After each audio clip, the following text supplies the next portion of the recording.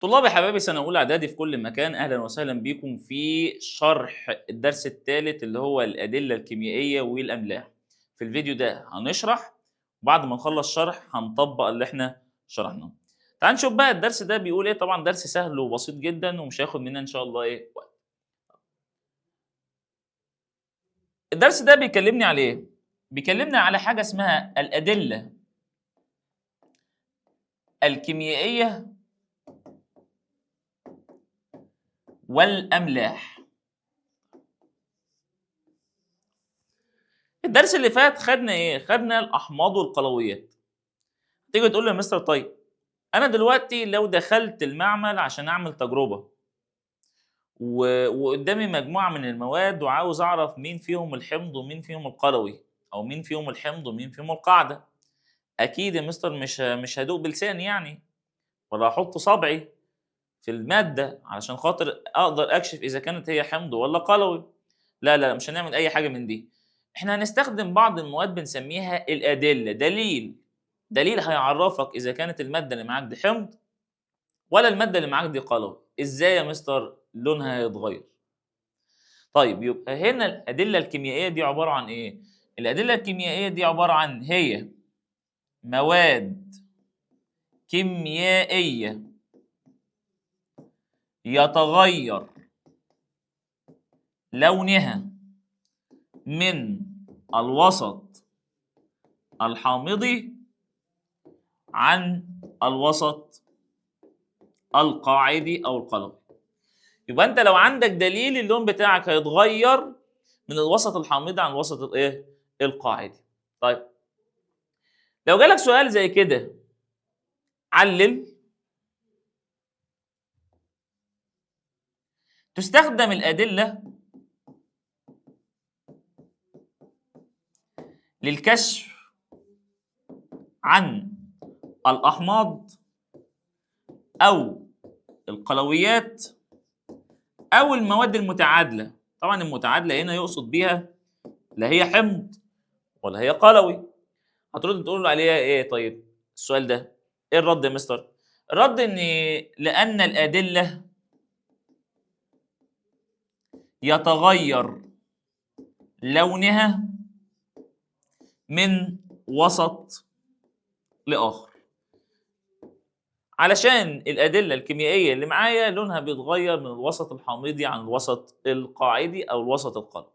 طيب تعال ناخد معانا اول دليل او اول كاشف بنستخدمه في الكيمياء اللي هو ورقه دوار الشمس. وعلى فكره الدليل ده خدناه الدرس اللي فات. طيب الدليل ده يا مستر ده اللي هو دوار الشمس، وعلى فكره في منه كمان صبغه سائل يعني. بيشتغل ازاي؟ اقول لك والله انت عندك احتمال من الثلاثه. الماده اللي معاك دي ممكن تكون حمض،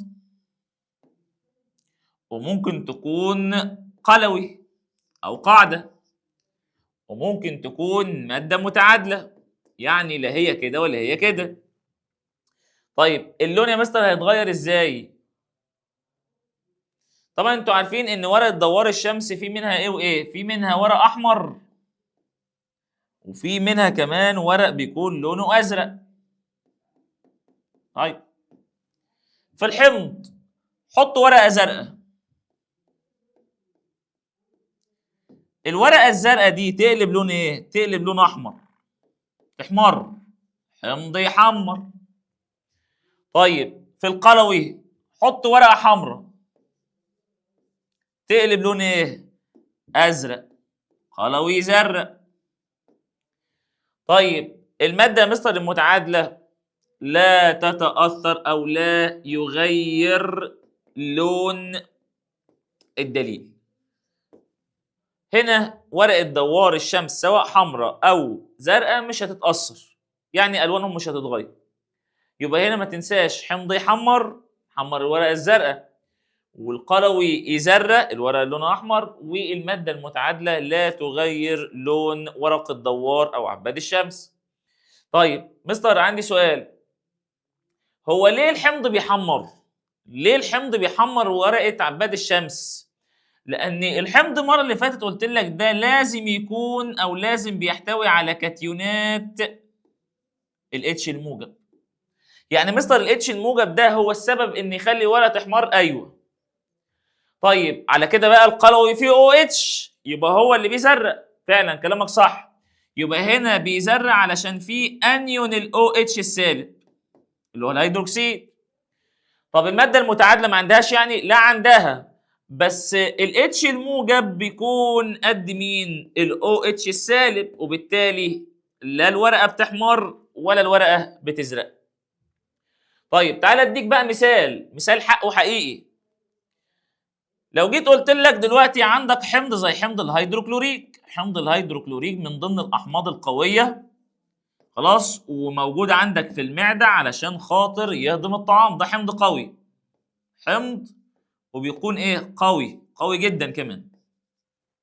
وعندك مثال كمان تاني اللي هو حمض الخليك، حمض الخليك اللي هو الخل، وده من ضمن الاحماض، حمض برضه بس بيكون ضعيف. طيب عندك كمان هيدروكسيد الصوديوم، هيدروكسيد الصوديوم ده من ضمن القلويات او القواعد. وفي عندك الماء المقطر، الماء المقطر ده اللي هو الميه المفلتره اللي موجوده مع الادويه، اللي هو الكيس البلاستيك اللي بيكون موجود مع الادويه في الصيدليه. طيب تعالى، هو دوار الشمس هيعمل ايه مع الحمض؟ هيحمر يا مستر. يبقى في حاله الحمض الخليك والهيدروكلوريك هنا الورقه هتقلب لون ايه؟ احمر. بس ده مستر قلوي، ده حمض ضعيف وده حمض قوي، هما الاثنين هيبقوا احمر. يعني الورقه دي ما تبقاش حمراء قوي يعني، ودي حمراء نص نص، هما الاثنين هيبقوا حمر، هما الاثنين الورقتين هيقلبوا لون احمر. طب هيدروكسيد الصوديوم الورقه الحمراء هتقلب لون ازرق عشان ده قلوي. طب الميه المتعادل لا يغير اللون. طيب من المثال ده تلاحظ ايه؟ ان دليل دوار الشمس او عباد الشمس ما ينفعش يفرق ما بين الاحماض القويه والضعيفه. هتقول لي يا مستر ليه؟ هقول لك لان مع الاحماض القويه والضعيفه بيدي نفس الايه؟ اللون، وده عيب من ضمن عيوب دوار الشمس. يجي يقول لك علل اهو، لا يستخدم دليل دوار الشمس في التفريق بين الأحماض القوية والضعيفة. وعلى فكرة مع القلويات برضو، طبعا هنا ما ينفعش افرق بين الأحماض القوية والضعيفة علشان في الحالتين بيديني نفس اللون اللي هو اللون ايه؟ الأحمر. لأن بيكون في حالة الأحماض القوية والضعيفة يعطي أو يتغير إلى اللون الايه؟ الأحمر، وبالتالي ما أقدرش أقول على مين قوي مين ضعيف. طيب كده ما قداميش حل تاني غير هستخدم دليل تاني يعرفني. من الأدلة برضو اللي بنستخدمها في المعمل اللي هو دليل، ده الدليل التاني اللي هو دليل يونيفرسال.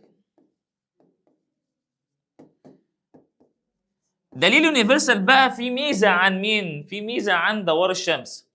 أولا بيفرق لي ما بين الأحماض والقلويات. طب مستر خلاص ما احنا عرفنا ما دوار الشمس بيعمل كده. خد بقى المثلين التانيين، يقدر يفرق لي ما بين الأحماض القوية والضعيفة، ويقدر كمان يفرق لي ما بين القواعد القوية والضعيفة.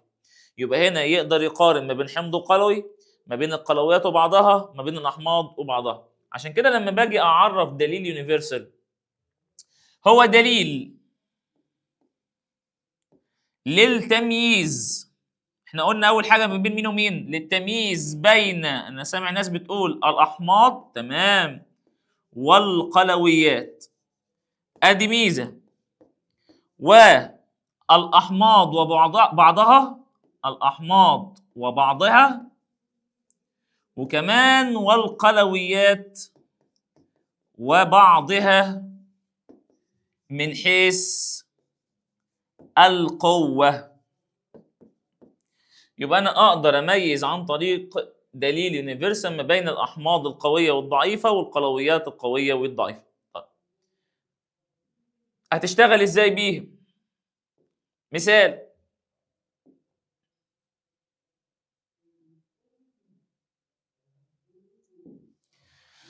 هنكشف عن او الكشف عن الغازات. هكشف عن الغازات. طبعا انتوا عارفين ان احنا عندنا غازات حامضيه وغازات قاعديه وفي غازات متعادله.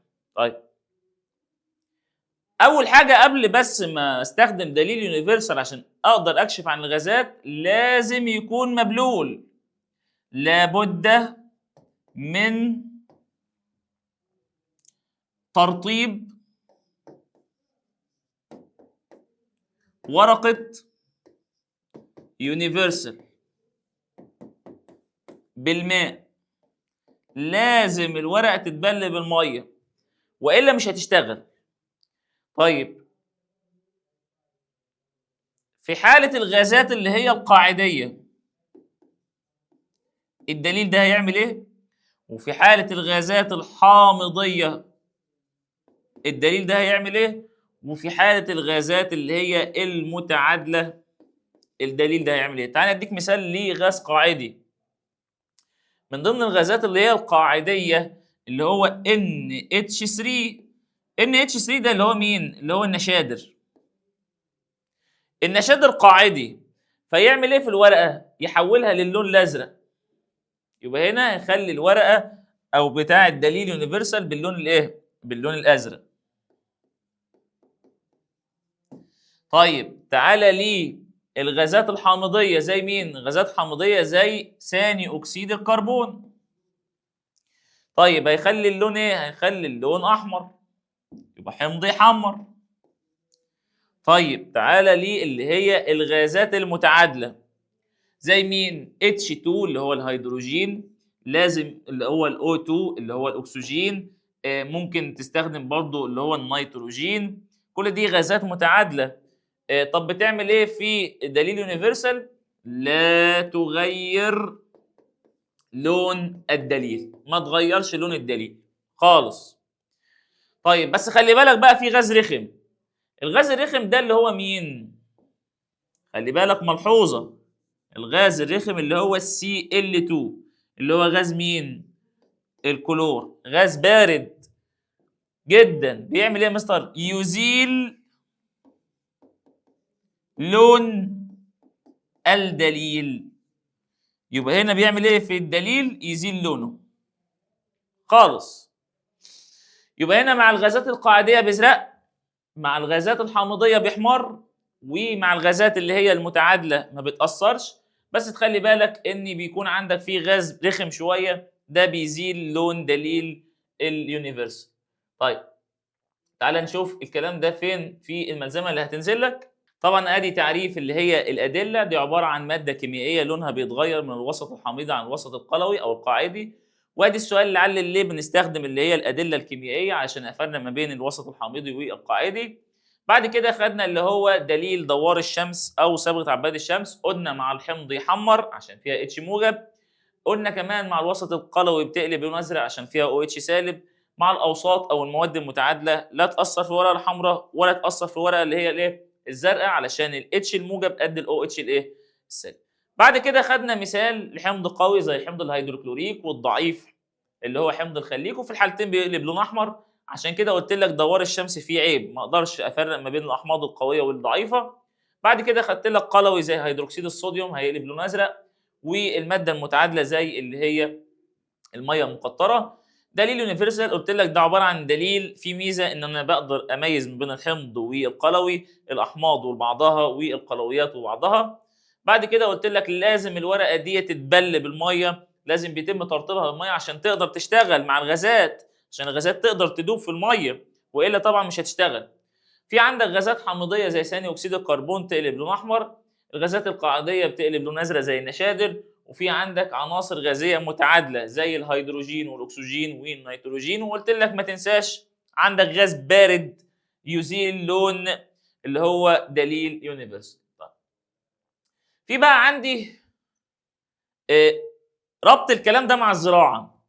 عندي نبات اسمه نبات الكوبيا. ماله نبات الكوبيا ده؟ نبات الكوبيا ده ليه ازهار، والازهار بتاعته ساعات تبقى زرقاء وساعات تبقى حمراء. امتى تبقى زرقاء؟ تبقى زرقاء لو التربه بتاعتك قاعديه. طب تبقى حمراء امتى؟ لما التربه بتاعتك تبقى حامضيه، حمض يحمر قلوي يزرق. طيب انا مستر دلوقتي انا مش عاجبني بقى التربه الحامضيه دي، لازم اخلي التربه بتاعتي متعادله. اعمل ايه؟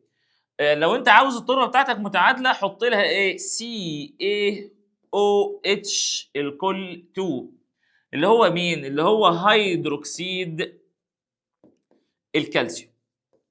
حط هيدروكسيد الكالسيوم هتلاقي التربه بتاعتك عدلت الحموضه شويه. طيب برضو من ضمن التطبيقات في مجال اللي هو الزراعه اللي هو عندي دليل الكرنب الاحمر، اللي هو زي كابوتشا كده. دليل الكرنب الاحمر برضو الورقه بتاعته بتقلب لون ازرق مع القلويات لو انت جبت صودا الخبيز، خلاص. برضو بتقلب لون احمر مع الاحماض لو جبت حطيته في اي عصير برتقال، لان عصير البرتقال من ضمن الاحماض.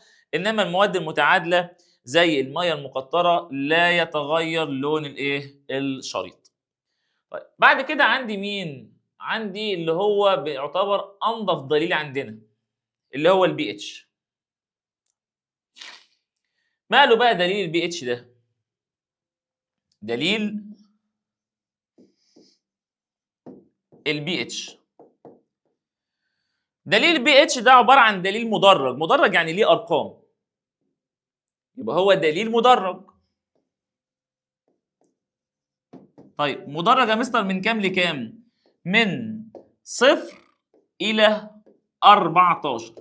طبعا معظم الادله اللي بنستخدمها عشان اميز ما بين الاحماض والقلويات، يبقى هو دليل مدرج من 0 ل 14 للتمييز بين الاحماض والقلويات، عشان اقدر اميز ما بين الاحماض والقلويات. طب تعال نشوف بقى هنا التدريج. التدريج انت قلت لي من 0 لحد كام؟ 14. وما تنساش عندك في النص مين؟ في النص موجود 7. طيب لو انت الجهاز بتاعك القرايه بتاعته اللي هتظهر في الشاشه الديجيتال خلاص اقل من 7 ورايح ناحيه الصفر، يبقى انت دلوقتي اللي معاك ده اسمه ايه؟ حمض، او الماده اللي معاك دي حمض. طب انا مثلا دلوقتي القرايه عدت 7، لو عدت ال7 ورايحه ناحيه ال 14 يبقى اللي معاك ده ايه؟ قلوي. طب لو هي 7 بالظبط، لو هي 7 بالظبط يبقى المحلول اللي معاك ده ماله؟ او الماده اللي معاك دي ايه؟ متعادله. يبقى تاني، لو 7 متعادل اقل من 7 حمض اكبر من السبعه ايه؟ قلوي. خلي بالك بقى في ملحوظه مهمه قوي، لو انا قربت للصفر، قربت للصفر يبقى الحمض اللي معاك ده كده بيكون قوي، ده لو قربت للصفر. طب قربت لل 14 في الحاله ديت القلوي بتاعي بيكون ايه؟ قوي. قرب للصفر حمض قوي، قرب لل 14 كده قاعده قويه. اديك امثله. نتخيل مثلا معايا ماده البي اتش بتاعتها مثلا البي اتش بتاعتها بتساوي 5، وماده تانية البي اتش بتاعتها 4، وفي بي اتش بأربعة ونص، وفي بي اتش بتساوي 0، وفي بي اتش ب2.1، واجي اقول لك ايه؟ رتبهم لي من حيث القوه، شوف لي مين القوي وانزل بعد كده بالضعيف. طب انت قلت لي يا مستر دلوقتي ان انت لما تيجي تقرب للصفر الحمض بيبقى قوي، يعني كل ما يكون الرقم قليل كل ما يكون الحمض معايا قوي. طب ده 5 وده 4 وده 4 ونص وده 0، طبعا دي مش 5 دي 0 ودي 2.1، يبقى اقوى حمض فيهم اللي هيقرب للصفر. ادي ده الرقم 1، ده التوب، ده اقوى واحد فيهم. طيب مين اللي اضعف سيكه؟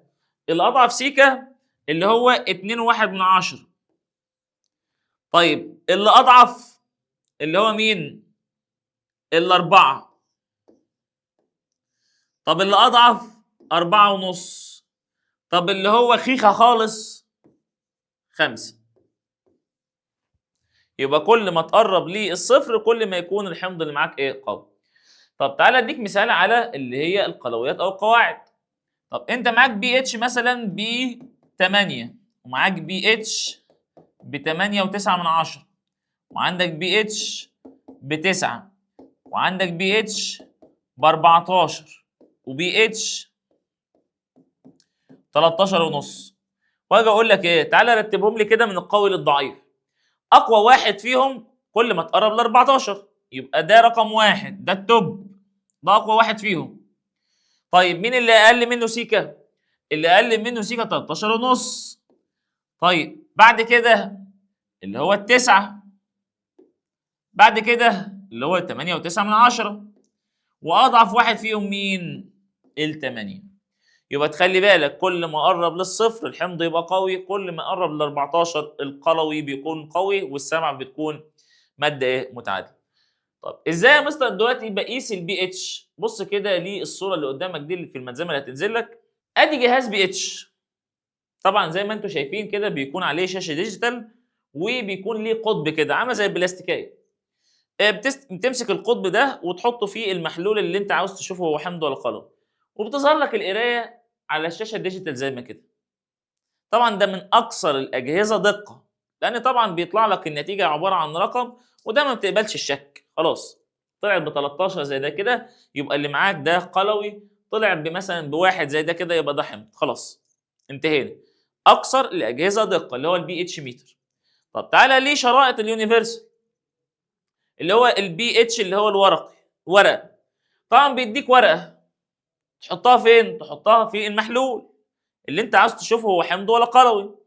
لونها هيتغير، حضرتك تمسك الورقه اللي انت حاططها في المحلول وبيديك نموذج تمشي عليه زي الورقه دي كده، وتقعد تمشي بقى تشوف هو اللون اللي طلع لك مقارب لانهي لون. طبعا ده شغلانه بقى عشان تطلع بقى مقارب لانهي لون، والتقدير بتاع اللون بتاعي غير تقدير لونك انت، وبنخش في مسائل ايه؟ مسائل كبيره، وده احمر ولا ده اصفر شويه، فتقدير الالوان بيختلف من شخص للتاني، وبالتالي بيكون القياس بتاعنا مش دقيق قوي يعني. انما اكثر الاجهزه دقه هو البي اتش ايه؟ البي اتش ميتر. طيب في بعض المواد اللي بنستخدمها في حياتنا واللي بتميل للقاعديه او للحامضيه.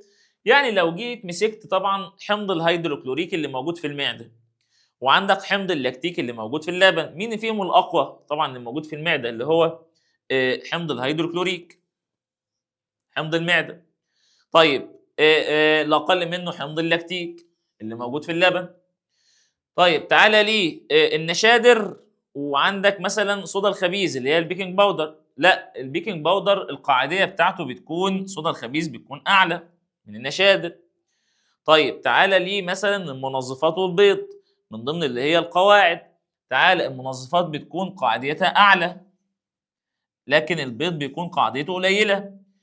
تعالى مثلا اللي هو العنب والطماطم، هما الاثنين مزيزين، هما الاثنين احماض، بس العنب حمضه ضعيف شويه، انما اللي هي الطماطم بيكون الحموضه بتاعتها عاليه شويه. طيب اخر حته في الدرس ده بتتكلم عن الاملاح. لو تفتكروا المره اللي فاتت جينا خدنا ان المركبات بتنقسم لاربع انواع. ايه هما بقى الاربع انواع؟ يا اما احماض،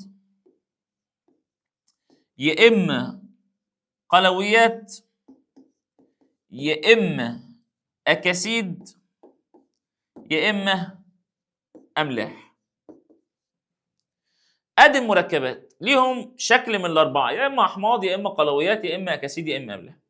طيب وعرفنا كمان ان الاحماض دي اساسا الاحماض المعدنيه اللي احنا خدناها في المنهج بتاعنا بتبدا بالاتش الموجب اللي هي كاتيونات الاتش الموجب، والقلويات بيكون اخرها او اتش سالب، والاكاسيد اللي هي الاكسجين يا اما هتلاقيه مع فلز يا اما مع لا فلز. طب انا يا مستر دلوقتي لو ما لقيتش ده ولا ده ولا ده يبقى الماده اللي معاك دي ايه؟ املاح.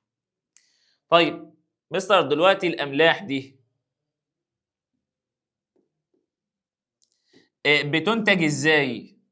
الاملاح دي بتنتج نتيجه تفاعل مين مع مين؟ حمض مع قلوي.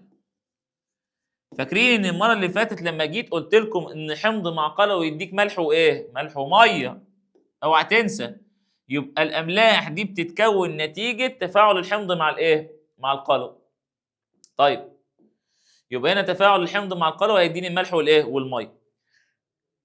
معنى كده يا مستر دلوقتي ان الاملاح جزء منها بيتكون من الحمض وجزء منها بيتكون من القلوي. طيب انا دلوقتي عندي الملح اهو، بيتكون من جزئين، موجب اللي هو كاتيون وسالب اللي هو مين؟ انيون. اي ملح على كده لازم بيتكون من جزئين، كاتيون وانيون. طيب الكاتيون ده جايبينه منين؟ الكاتيون ده جايبينه من القلوي. طب والانيون منين؟ من مين؟ من الحمض. يبقى الكاتيون ده جايبينه من القلوي والانيون جايبينه منين؟ من الحمض. يبقى تخلي بالك ان الاملاح تطلع ازاي؟ من تفاعل الحمض مع القلوي. طب بتتكون من ايه؟ جزئين، موجب وايه؟ وسالب، اللي هي كاتيون وانيون.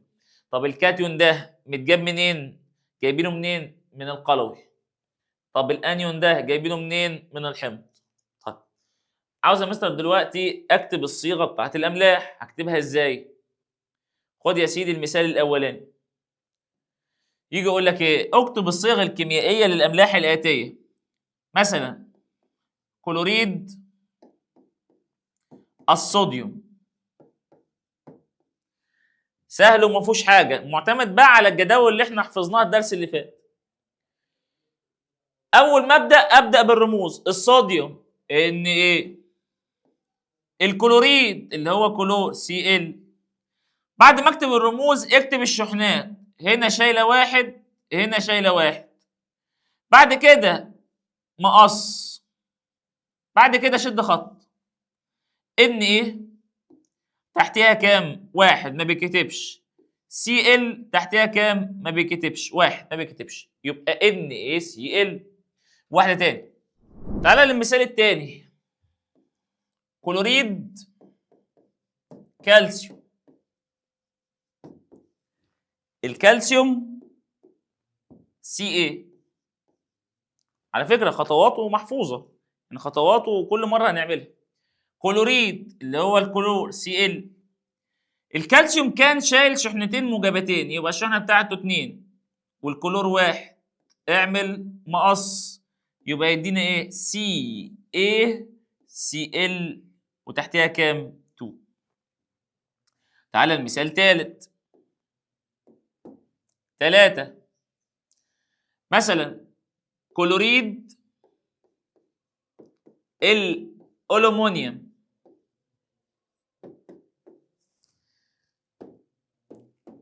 الألومنيوم Al. الكلوريد اللي هو الكلور سي ال هنا كان شايل 3 شحنات، هنا شحنه واحده. اعمل مقص فيدينا Al وتحتيه كام؟ 1 ما بيتكتبش. Cl تحتيه كام؟ 3. يبقى AlCl 3. تعالى للمثال اللي بعد كده.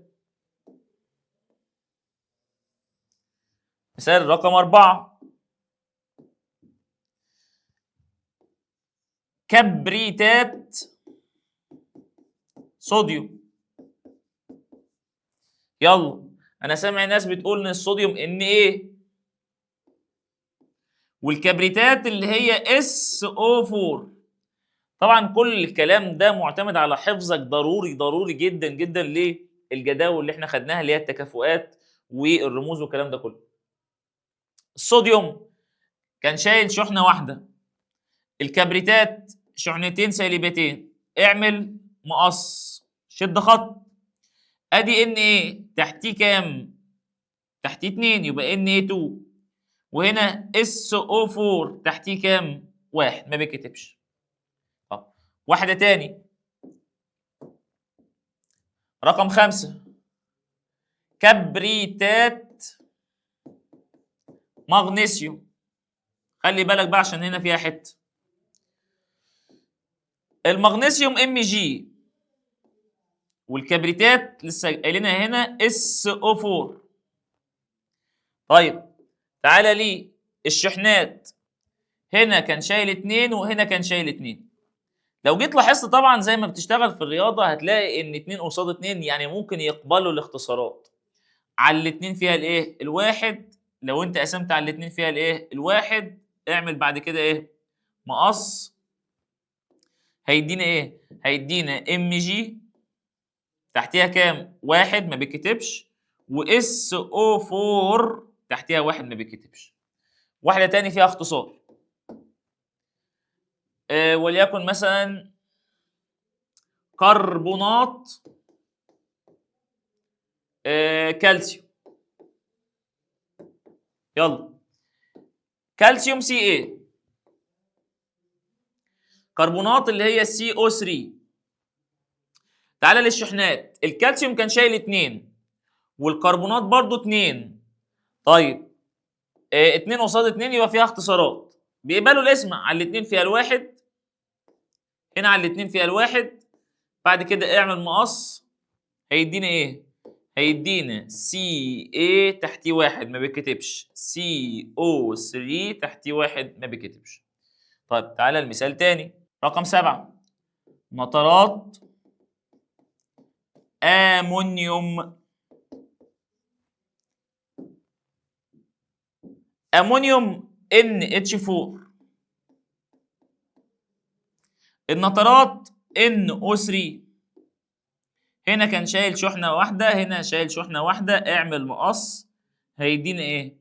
NH4 تحتها واحد ما بيتكتبش، NO3 تحتها واحد ما بيتكتبش. طيب تعالى لي رقم 8،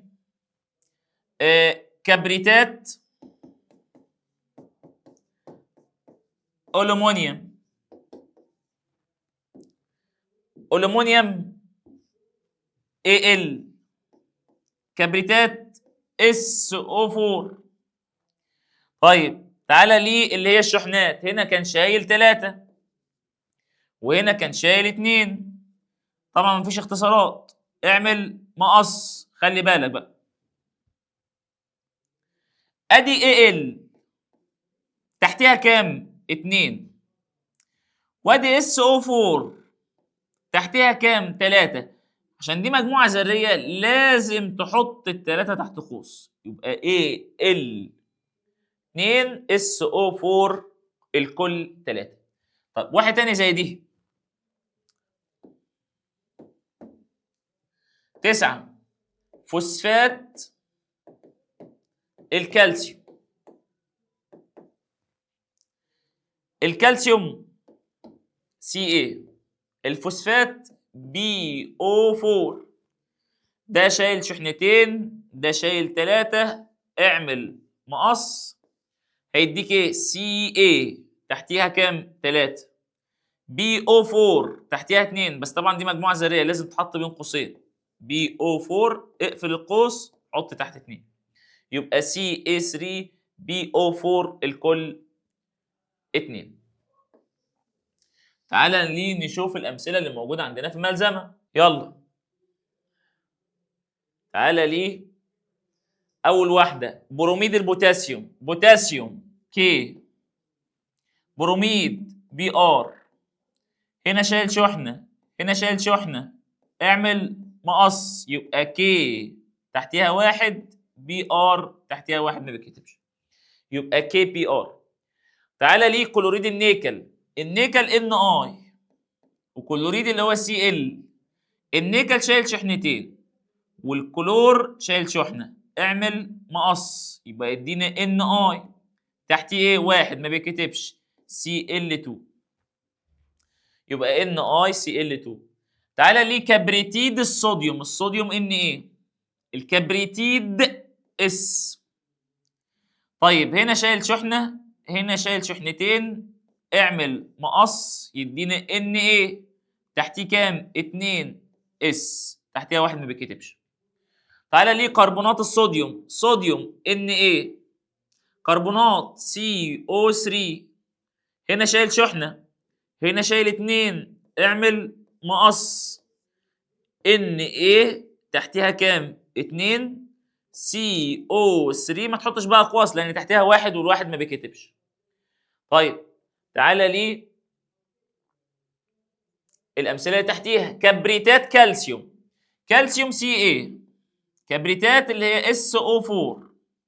هنا 2 وهنا 2، طبعا 2 و2 فيها اختصارات، يبقى هنا على الاتنين فيها الواحد، على الاتنين فيها الواحد، اعمل بعد كده مقص يدينا ايه؟ Ca، واحد تحتيها ما بيكتبش، و SO4 تحتيها واحد ما بيكتبش. طيب تعالى ليه فوسفات البوتاسيوم. البوتاسيوم K، الفوسفات BO4، هنا شحنة، هنا 3، اعمل مقص يدينا K تحتيه 3 اللي هي 3، وادي BO4. اوعى تكتب اقواس لان تحتيها واحد ما بيكتبش. طيب كبريتات الالومنيوم، الومنيوم Al، كبريتات SO4، هنا انت شايل 3 شحنات، هنا شحنتين، اعمل مقص Al تحتيها كام؟ 2، SO4 تحتيها كام؟ 3. لا سوري، يبقى لازم ايه؟ لازم اقواسه 3. تأنى ما تستعجلش. نترات الامونيوم NH4 ده الامونيوم، والنترات NO3، هنا شايل شحنه، هنا شايل شحنه، اعمل مقص يدينا NH4 تحتيها واحد ما بيكتبش، NO3 تحتيها واحد ما بيكتبش. طيب تخلي بالك بقى ان الاملاح ديت فيها عوامل مشتركه وعوامل ايه؟ مختلفه. ايه المشترك ما بين الاملاح؟ المشترك ما بين الاملاح ان كلها مواد صلبه، ده اول حاجه. تاني حاجه ان لما بتيجي تسيحها، يعني تصهرها المصفورات بتاعتها، ولما تيجي تدوبها في الميه يعني تعمل منها محاليل، بتوصل التيار الكهربي زي الاحماض والقلويات. يبقى بتتفق الاملاح في حاجتين، ان كلها مواد صلبه، وان بتوصل اللي هي الكهرباء المصهور لو جيت سيحتها او المحلول. بس تخلي بالك بقى ملحوظه، ان الماء المقطر اللي هو الماء اللي هو ما فيهوش املاح اللي بيتجمع الصيدليه رديء التوصيل للكهرباء، والملح وهو في الحاله الصلبه ما يوصلش كهرباء.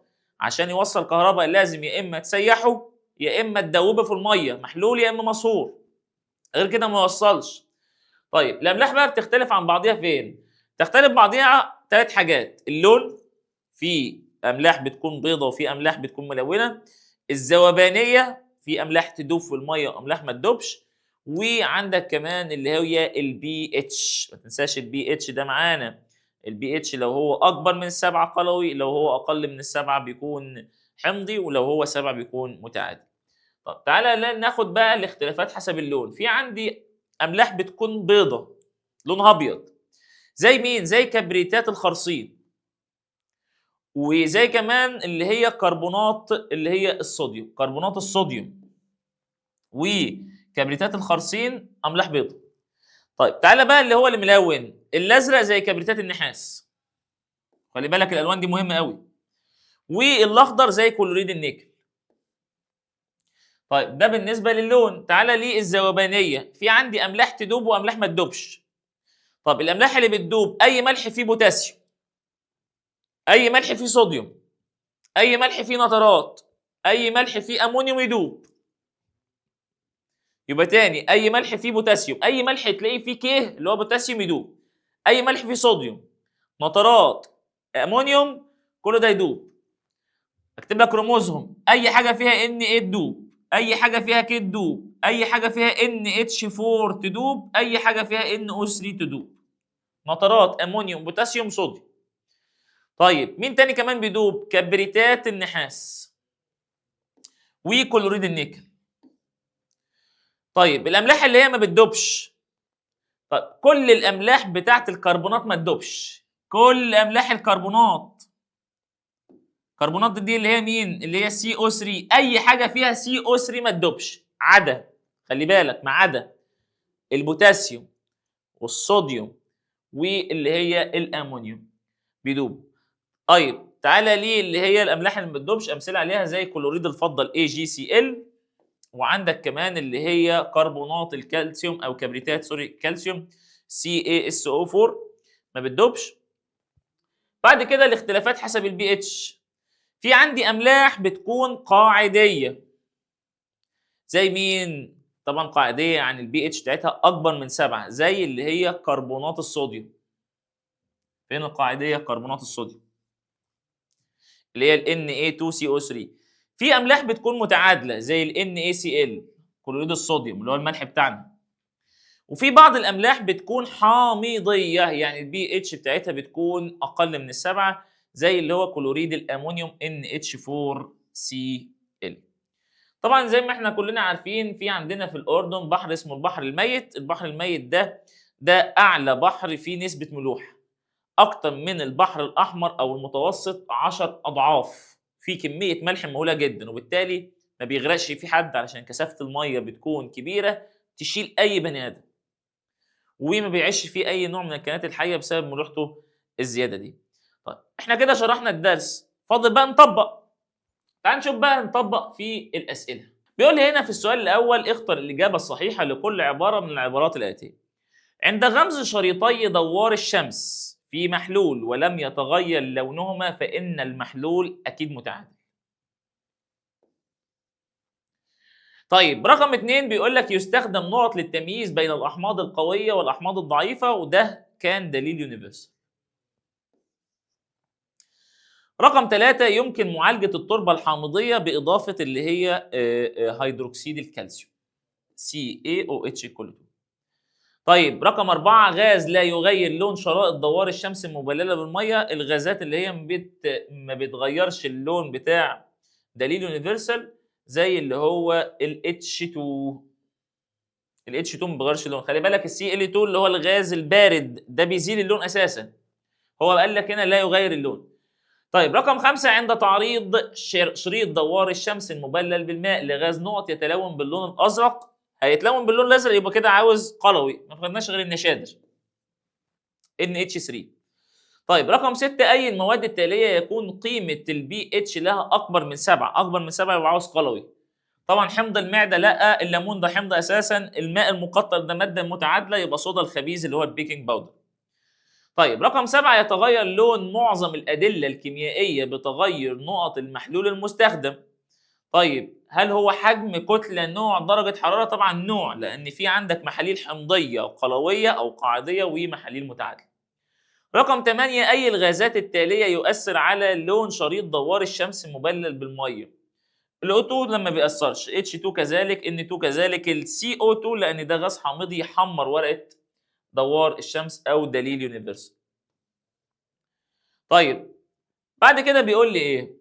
بيقول لي رقم 9 عند تقريب شريط دوار الشمس المبلل بالماء من غاز موجود في أنبوبة لوحظ اختفاء لون الشريط في أي الغازات التالية يحتمل وجوده في الأنبوبة.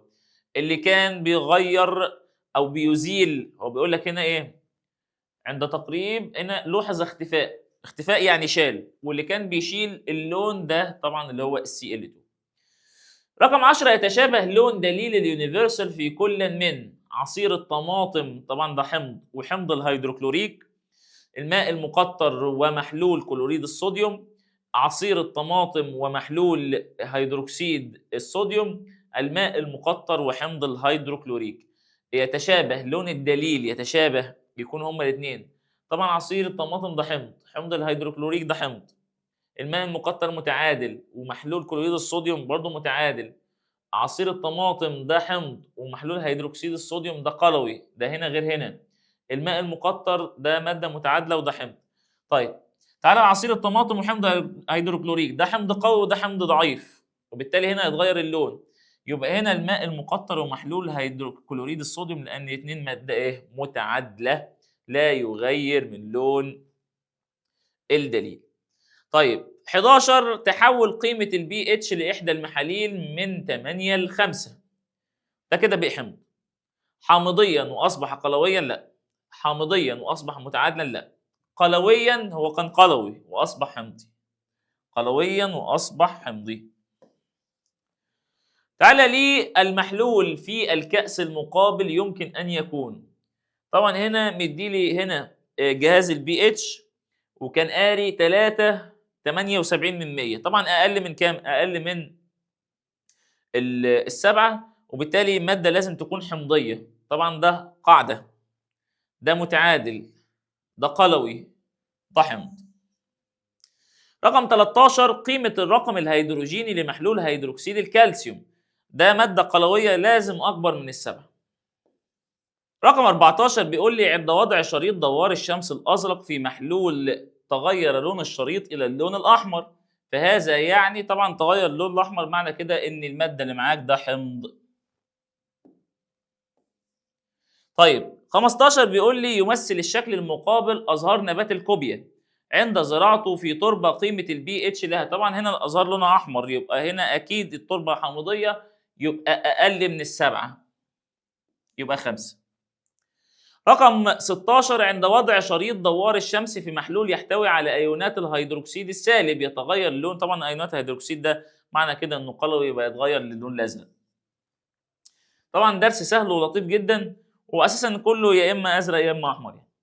طيب تعالى لي 17 يكون عدد ايونات الهيدروجين الموجب اكبر من الهيدروكسيد السالب. الموجب الاتش الموجب اكبر، يبقى المحلول اللي معاك ده حمض. في محلول الماء المقطر لقى هيدروكسيد الصوديوم حمض الهيدروكلوريك. طيب رقم 18 يحتوي الكأس في الشكل المقابل على طبعا هنا الورقه الحمراء فضلت زي ما هي، الورقه الزرقاء فضلت زي ما هي، يبقى المحلول اللي معايا ده محلول متعادل ما يأثرش فيه ولا قطيع عباد الشمس، وبالتالي الماده اللي معايا ماء مقطر. طيب بعد كده بيقول لي رقم 19 وضع شريط دوار شمس احمر اللون في محلول رقم 1 فلم يتغير لونه، وعند وضعه في محلول 2 تحول لونه إلى اللون الأزرق. أي مما يلي يعد صحيحا.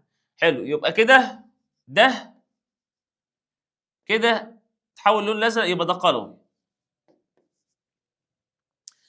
والمحلول رقم 1 في احتمال من الاثنين، يا إما يكون حمض لأن الأحمر مش هيحمر تاني، وفي احتمال إنه يكون متعادل. طب المحلول 1 متعادل وارد لأن مش هيأثر، المحلول 2 حامضي لأ. المحلول 1 حامضي ممكن، المحلول 2 متعادل لا. المحلول 1 حامضي وارد، المحلول 2 قلوي طيب تعالى لي رقم 20. أي المحاليل التالية أكثر حموضة؟ طبعا هنا القراية 1، هنا القراية 3، هنا القراية 6، هنا القراية 9. طبعا كل ما تقرب للصفر كل ما تزداد الحموضة، وبالتالي هنا ده الأكثر حامضية اللي هو ألف. تعالى السؤال رقم 21 بيقول لك من الجدول التالي ما قيمة بي اتش للمحلول الذي يتلون باللون الأصفر عند إضافة قطرتين من الدليلين اكس وواي إليه؟ هل 10 ولا 7 ولا 5 ولا 3؟ طب الدليل اكس بيتحول من الأحمر للأصفر، وده بيكون عنده البي اتش ب4، والواي من أصفر للأزرق عند بي اتش ب6 و4. طبعا أنت لو لاحظت هتلاقي إن الأصفر بيظهر عند بي اتش ما بين كام وكام؟ ما بين 4 و6 و4. يبقى اللون الأصفر هيظهر في أي رقم ما بين الاتنين دول، ما بين ال4 وال6 وال4. طب مين الرقم اللي ما بين ال4 وال6 وال4؟ هيكون كام؟ 5. طيب تعالى ليه بعد كده أكمل العبارات الآتية.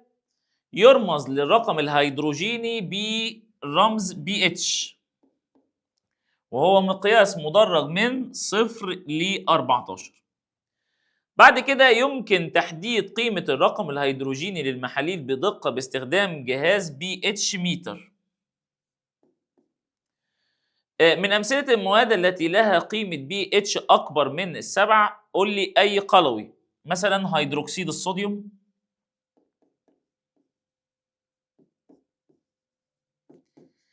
في عندك مثلا صودا الخبيز، في عندك كمان اللي هي النشادر. طيب 4 يزيل غاز نقط لون شريطي دوار الشمس اللي كان بيشيل الكلور. رقم 5 عند غمز شريط دوار الشمس في محلول حمض الهيدروكلوريك يتلون باللون الأحمر،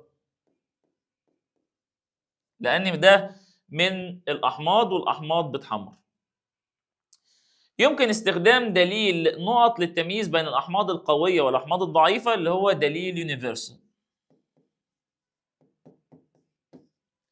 يمكن معالجة التربة الحامضية بإضافة مواد قاعدية زي أو قلوية زي CaOH الكل 2 اللي هي هيدروكسيد الكالسيوم. تتغير المحاليل أو تغير المحاليل نقط لون شريط دوار الشمس من الأحمر للأزرق اللي هي المحاليل القلوية. عند زراعة نبات الكوبيا في تربة قاعدية يتغير لون الأزهار إلى اللون الأزرق لأن التربة بتكون قاعدية. تزداد قوة المحلول الحامضي كلما اقتربت قيمة pH من طبعا هنا حامضي يبقى الصفر. تعالى ليه صح وغلط؟ يمكن استخدام بعض النباتات للحصول على أصباغ لاستخدامها كأدلة اللي هو خدنا اللي هو الكرنب الأحمر، صح. العناصر الغازية مثل الكلور لا تؤثر على لون الأدلة، طبعا ده بتزيل لون الأدلة. غلط. مستحضرات العناية بالبشرة والشعر جميعها مركبات متعادلة، طبعا مستحضرات العناية بالبشرة والشعر اللي هو البي اتش بتاعتها طبعا هنا مش مركبات متعادلة، غلط، هي مش مية. يساعد مقياس الرقم الهيدروجيني في تحديد درجة الحامضية أو القاعدية بشكل دقيق، رقم الهيدروجيني اللي هي البي اتش متر. يمكن استخدام نبات الكرنب الأحمر لعمل دليل كيميائي، صح. يمكن استخدام دليل دوار الشمس للتمييز بين الأحماض القوية والأحماض الضعيفة، دوار الشمس لا، غلط. 7 تؤثر درجة حامضية أو قاعدية التربة على لون الأزهار في بعض النباتات زي الكوبيا، صح. قيمة البي اتش للمحلول الموجود في الليمون أكبر من اللي موجود في الماء المقطر.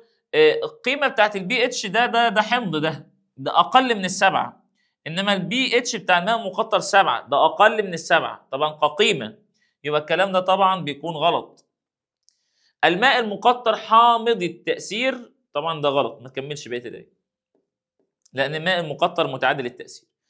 رقم 10 يتغير لون معظم الأدلة بتغير نوع المحلول، طبعا صح. تعالى اكتب المصطلح العلمي. بيقول لي هنا مواد كيميائيه يتغير لونها في الوسط الحامضي عن الوسط القاعدي، طبعا دي الادله او الكواشف. رقم 2 دليل يستخدم للتمييز بين الاحماض القويه والضعيفه، ده دليل يونيفرسال. رقم 3 مقياس للتمييز بين المحاليل الحامضيه والقاعديه والمتعادله مدرجه من 0 ل 14، طبعا ده اللي هو المقياس او الرقم الهيدروجيني البي اتش.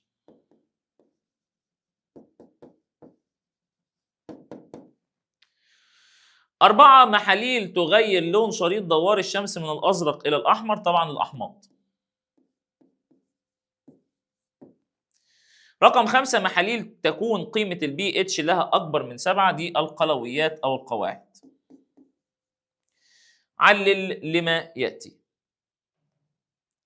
يجب الامتناع عن تذوق أو لمس أو شم أي مادة كيميائية في المعمل لأنها قد تكون أحماض حارقة أو قواعد كاوية، يعني ممكن تكون مواد خطرة ممكن تأذي الجلد. يلزم أن تبلد شرائط الأدلة بالماء عند اختبار حامضية أو قاعدية الغازات عشان تقدر الغازات تدوب فيها، حتى تذوب الغازات، عشان الغازات تقدر تدوب فيها والدليل اللي معاك يقدر يشتغل، أو للتمكن من إذابة الغازات. لا يمكن الاستعانة بشرائط دوار الشمس للتمييز بين الأحماض القوية والأحماض الضعيفة لأنها تعطي نفس اللون، في الحالة اللي هي سواء قوية أو ضعيفة اللي هو اللون الأحمر. الماء المقطر لا يغير لون شريط دوار الشمس لأنها مادة متعادلة، اتش موجب بتساوي او اتش السالب، علشان خاطر هنا الاتش الموجب بتساوي او اتش السالب. يمكن التمييز بين غاز الهيدروجين وغاز الكلور باستخدام شريط دوار الشمس. الاتش الموجب اقول له لان الاتش الموجب لا يؤثر على لون ورقتي دوار الشمس، انما في حاله الكلور Cl2 يزيل لون الدليل. في حاله الكلور الدليل اللون بتاعه هيتزال. طب تعالى ليه اضافه ماده هيدروكسيد الكالسيوم الى بعض انواع التربه لمعادله حموضه التربه، لمعادله حموضه التربه عشان التربه بتاعتي تبقى متعادله. ماذا يحدث عند إضافة كبريت إلى سكر مائدة؟ طبعا يتفحم السكر. السكر هيتفحم. غمز شريط دوار الشمس في محلول HCl يتحول من الأزرق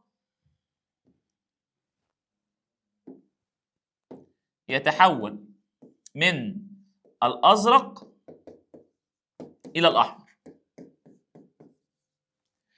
3. غمز شريط دوار الشمس في محلول NaOH يتحول من اللون الأحمر إلى الأزرق. تعالى ليه بعد كده غمز شريط دوار الشمس في أنبوبة اختبار مملوءة بغاز الهيدروجين لا يتأثر الدليل بالغاز. اللون بتاعه مش هيتأثر بالغاز لأن من ضمن الغازات المتعادلة التي لا تؤثر في اللون ورقتي دوار الشمس. اذكر مثالا لكل من محلول يغير لون شريط دوار الشمس إلى اللون الأحمر. عاوز محلول يحوله الأحمر، مثلا حمض الهيدروكلوريك اللي هو الحمض المعدي، أو حمض الخليك. محلول يغير لون شريط دوار الشمس إلى اللون الأزرق، مثلا هيدروكسيد صوديوم.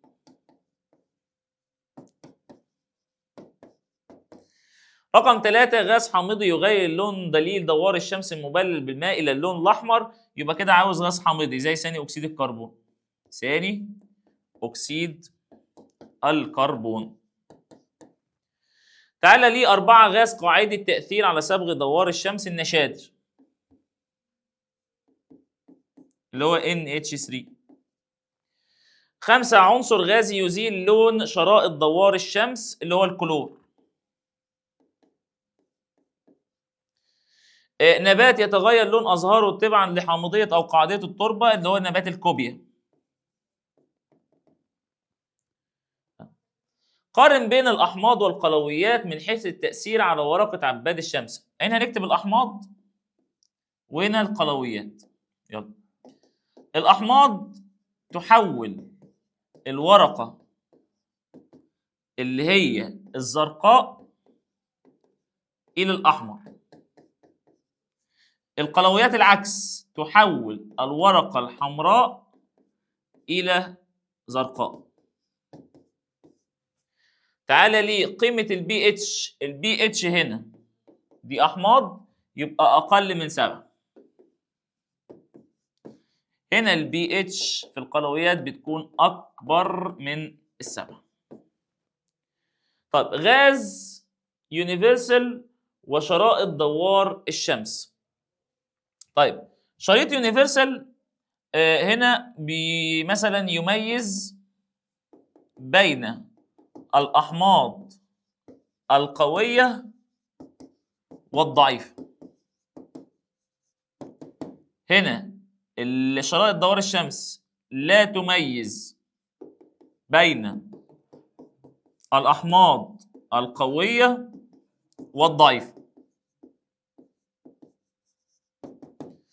غاز CO2 وغاز NH2 من حيث التأثير على شرائط دوار الشمس مبللة بالمية. ال CO2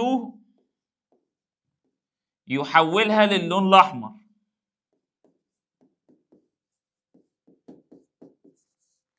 ال NH3 يحولها إلى اللون الأزرق.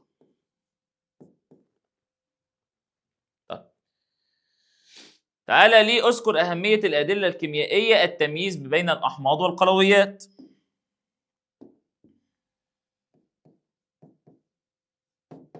تمييز بين الأحماض والقلويات. طيب بعد كده شرائط دوار الشمس برضو التمييز بين الأحماض والقلويات. طيب دليل يونيفرسال التمييز بين الأحماض والقلويات، بس هنغير الأحماض مثلا القوية والضعيفة. هيدروكسيد الكالسيوم اذكر أهميته. معادلة حموضة التربة، معادلة حموضة التربة. تعالى لي مقياس الرقم الهيدروجيني. مقياس الرقم الهيدروجيني التمييز بين الأحماض والقلويات. جهاز بي اتش ميتر برضو التمييز بين الأحماض والقلويات. التمييز بين الأحماض والقلويات بدقة عالية.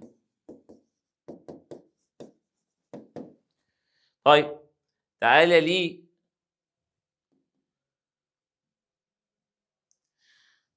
تنتج نقط من اتحاد كاتيون قلوي مع انيون حمض، طبعا الاملاح. رقم 2 اي الاملاح الكربونات التاليه لا تذوب في الميه. عاوز ملح كربونات لا يذوب في الميه. الصوديوم يدوب، امونيوم يدوب، بوتاسيوم يدوب، كربونات الكالسيوم ما يدوبش. من امثله محاليل الاملاح متعادله التاثير، ما خدناش غير كلوريد الصوديوم متعادل. رقم 4 محلول ملح نقط يزرق شريط دوار الشمس. عاوز محلول ملح بس يكون قلوي. طبعا ده متعادل. كربونات الصوديوم ده بيكون ايه؟ بيكون قلوي، كربونات الصوديوم. طيب تعالى ليه عندما يذوب ملح نقط في الماء يزداد تركيز ايونات الهيدروجين في المحلول. كده عاوز ملح بس يكون مايل للحامضيه شويه. طبعا ده متعادل. ده بيكون قلوي. هيدروكسيد الكالسيوم ده اساسا ماده قلويه. كلوريد الايه؟ الامونيوم. طيب رقم 6 كل مما يلي من خواص ملح كربونات الصوديوم الصلب عدا بيدوب في الميه. ايوه كربونات الصوديوم بتدوب. البي اتش اللي محلوله اكبر من 7 كده محلول قلوي. تمام. ابيض اللون، كربونات الصوديوم من ضمن ابيض اللون طبعا. موصل للتيار الكهربي، هو ما بيوصلش في الحاله الصلبه. طيب تعالى لي كل مما يلي من الايونات المكونه للاملاح ما عدا طبعا او اتش. الاو اتش ده اساسا بيتكون قلويات مش املاح. رقم 8 المحلول في الكأس المقابل لا يمكن ان يكون طبعا انت هنا بيوصل الايه؟ بيوصل التيار الكهربي. طبعا لا يمكن ان يكون ايه؟ ماء مقطر، لان الماء المقطره ده بتكون عديم اللي هو التوصيل للتيار الكهربي. رقم 9 عند اتحاد كاتيون Na موجب مع انيون CO3 سالب 2 تكون الصيغه الجزيئيه للملح الناتج.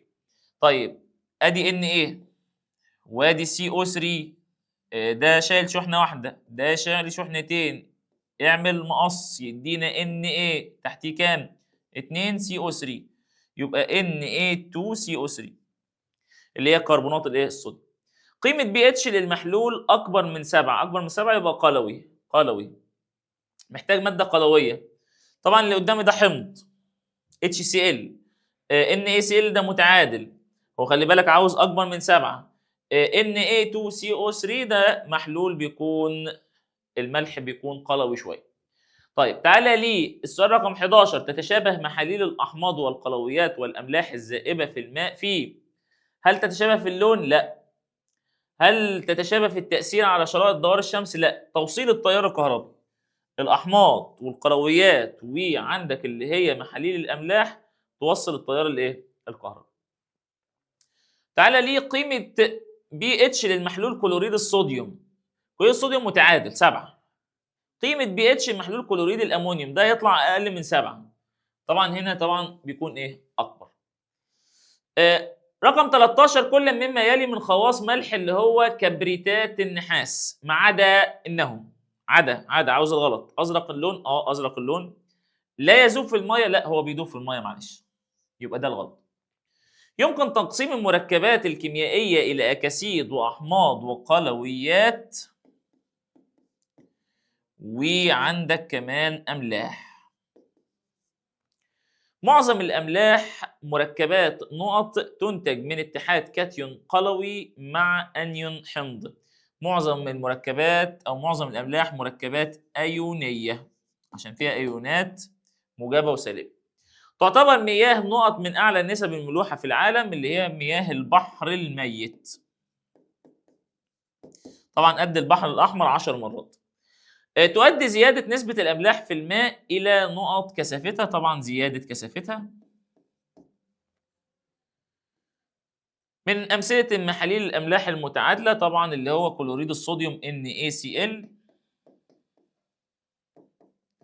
والأملاح الحامضية زي مثلا اللي هو NH4Cl اللي هو كلوريد الأمونيوم. ده من ضمن اللي هي الأملاح اللي بتكون مايلة للحامضية شوية. كربونات الصوديوم من الأملاح نقط في المية. طبعا كربونات الصوديوم من ضمن الأملاح التي تذوب في المية، أي ملح فيه صوديوم. كلوريد الفضة لا تذوب في الماء. قيمة pH لمحلول كلوريد الأمونيوم طبعا ده حمضي، فده يكون أقل من 7. وبينما قيمة pH للمحلول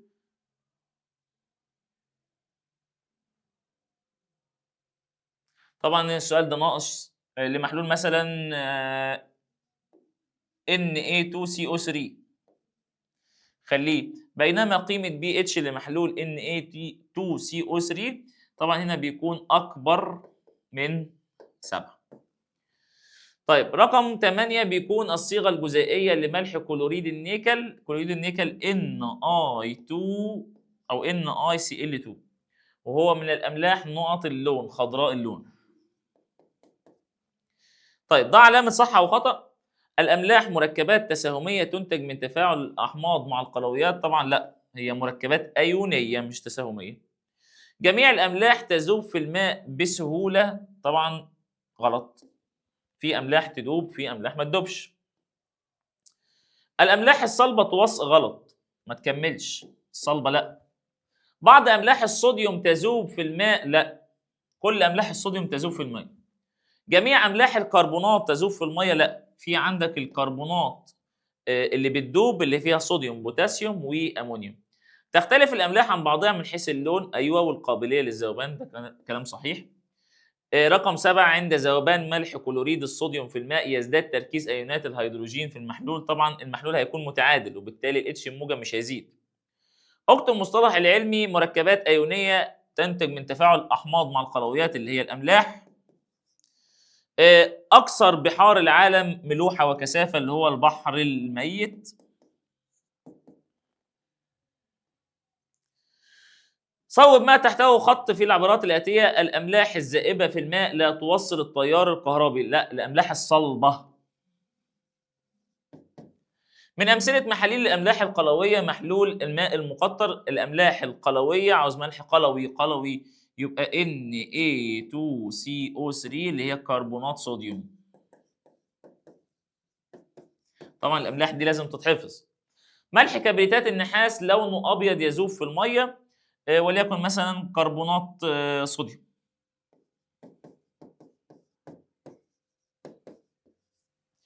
طيب قيمة pH لمحلول NaCl تساوي 7، مش أكبر من 7، تساوي.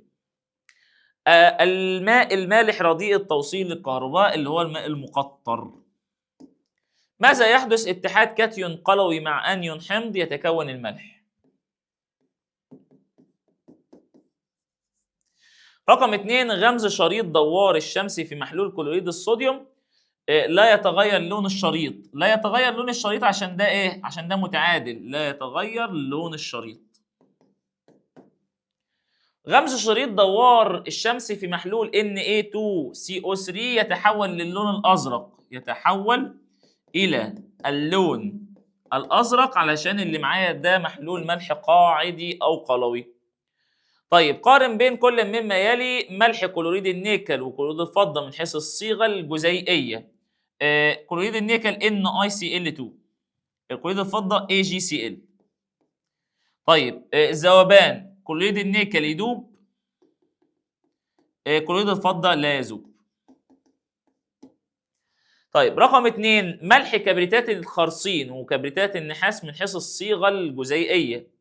كبريتات الخرسين ZnSO4 وكبريتات النحاس CuSO4. طب اللون بالنسبه لكبريتات الخرسين ابيض، وفي عندك ملح كبريتات النحاس بيكون لونه ازرق.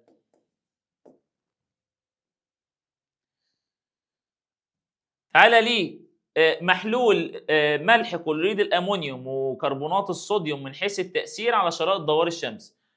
كلوريد الامونيوم مايل للحامضيه شويه، فبالتالي بيكون هنا يحمر ورقه دوار الشمس.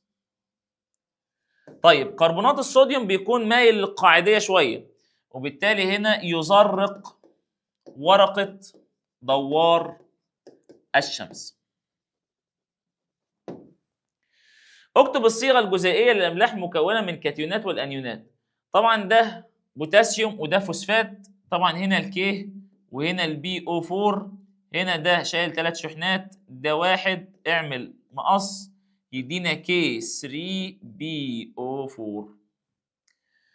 طيب هنا الAl، هنا الSO4، هنا شايل 3 شحنات، هنا شايل شحنتين، اعمل مقص يدينا Al تحتيها 2، SO4 تحتيها كام؟ 3، وما تنساش الأقواس. هنا ده أمونيوم وده نترات، يبقى يدينا نترات الأمونيوم NH4 وادي NO3، هنا شايل شحنة هنا شايل شحنة، اعمل مقص يدينا NH4NO3. اذكر مثالا واحدا لكل مما يلي.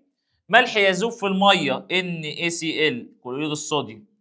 محلول او ملح محلول متعادل التأثير NaCl كلوريد الصوديوم. محلول او ملح محلول قاعدة تأثير Na2CO3 اللي هو كربونات الصوديوم. بكده يكون انهينا معاكم شرح وحل اللي هو الدرس الثالث. اشوفكم ان شاء الله في فيديو جديد، اشوفكم بخير، سلام.